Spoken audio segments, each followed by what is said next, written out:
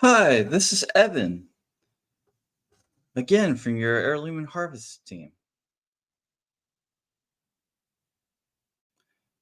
Today is day 3 of our grand opening, and I want to share with you something special.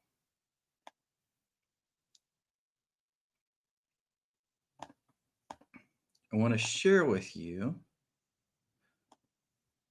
something we've been asked about a lot in terms of what is a digital birth certificate.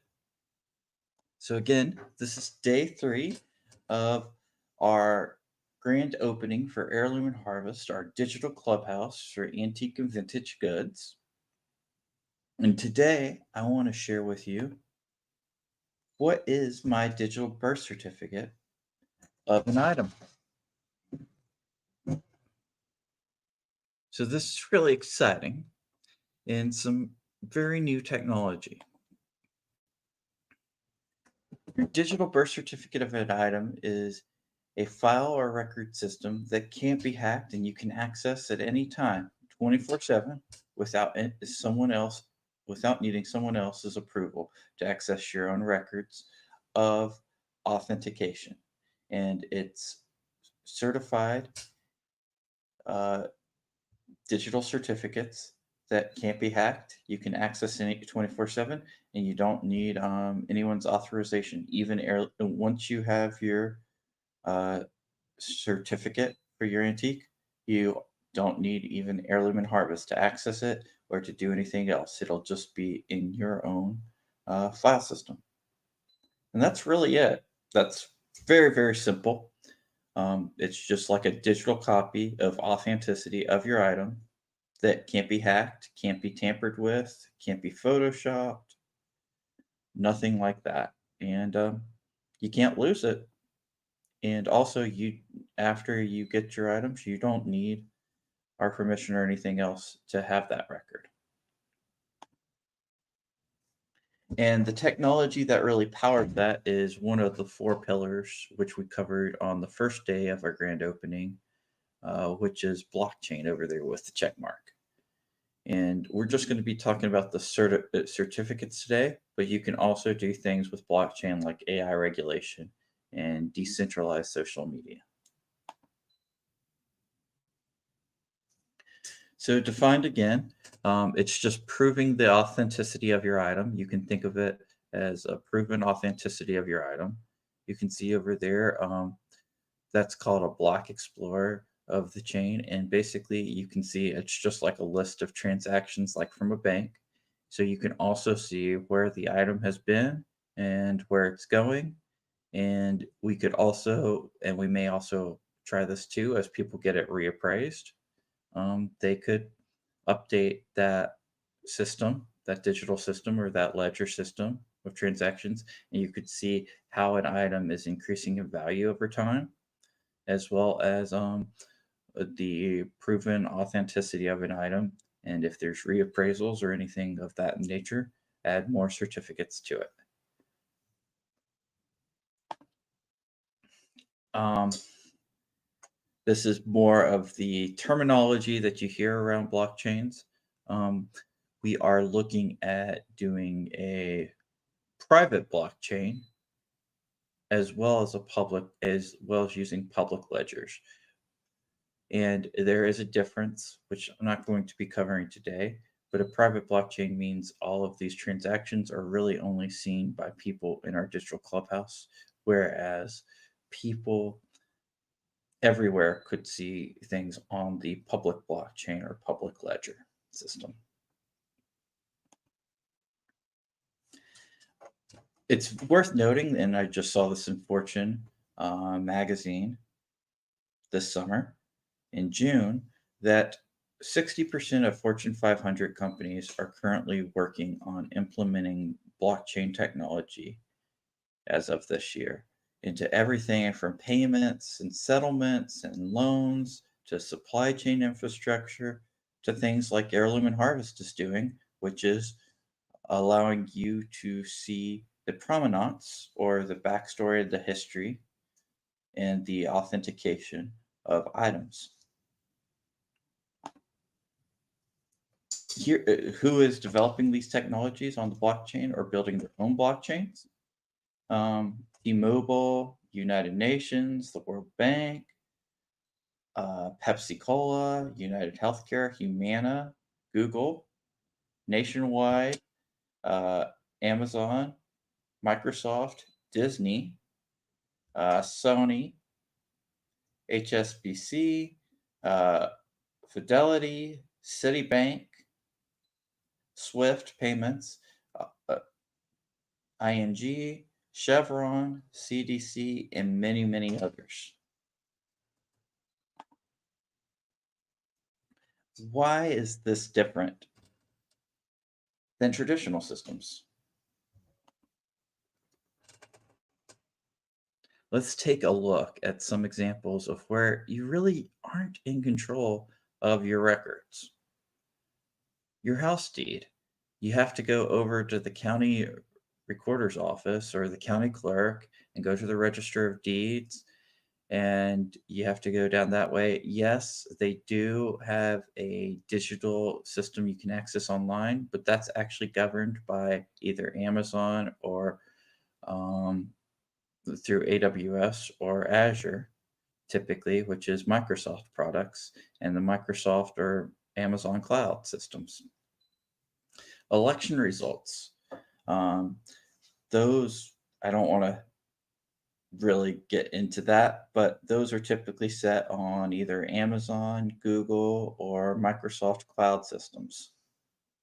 Uh, Healthcare records. I had a hard time getting healthcare from one surgeon to another surgeon and trying to get some reconstructive surgery done. And those are typically on Amazon, Microsoft, or Google Cloud services. And then the vendors have kind of control over your medical records. Social media, you don't really own your content. It can be taken down at any time, really, by the rules of the people who own that social media company. And you heard me mention Microsoft, Amazon, and Google Clouds.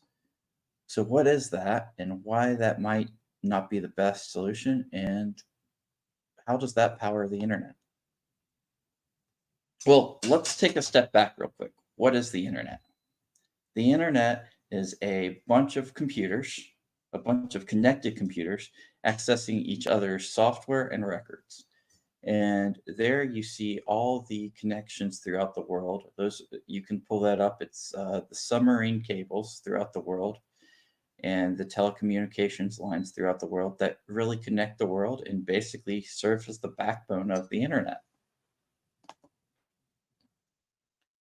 So, what is the cloud? The cloud is renting someone else's computer so that you can store data on it.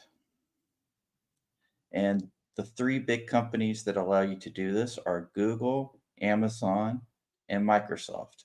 You can see here they have computers and all the little dots there on each one are the different locations that each place, Google, uh, Amazon, and Microsoft have what we call data centers or data warehouses that have just tons of computers that basically store someone else's data or apps or websites or records.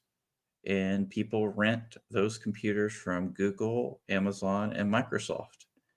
And those computers are all connected together, and that creates the Google Cloud, the Amazon Cloud, and the Microsoft Cloud.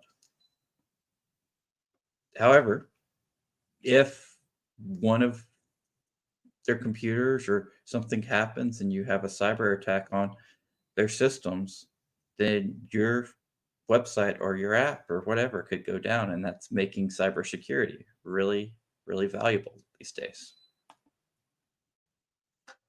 So, what is blockchain? Well, blockchain is renting your computer from your neighbor versus one company, or you could have rented computers from all those different companies.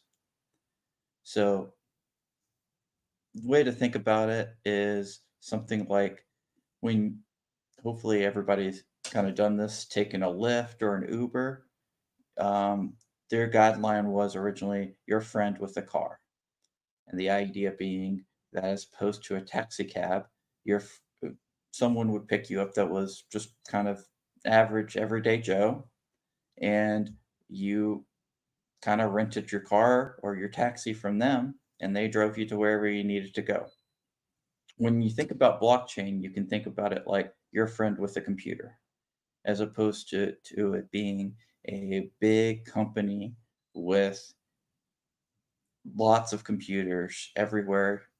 You can just, when you have a blockchain, you're renting a computer from your friends. And that's why we call it a peer to peer network or a decentralized network.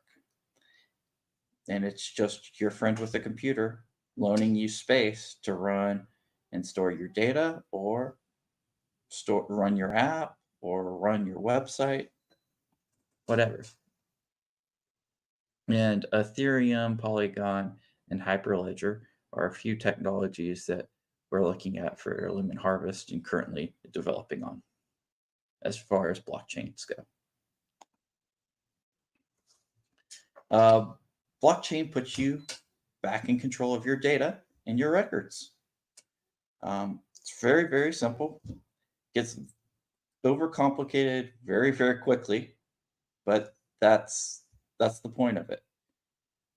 And you're renting space on different computers from your friends or from your peers or from different people versus a big company. And that's what we call in the blockchain world mining.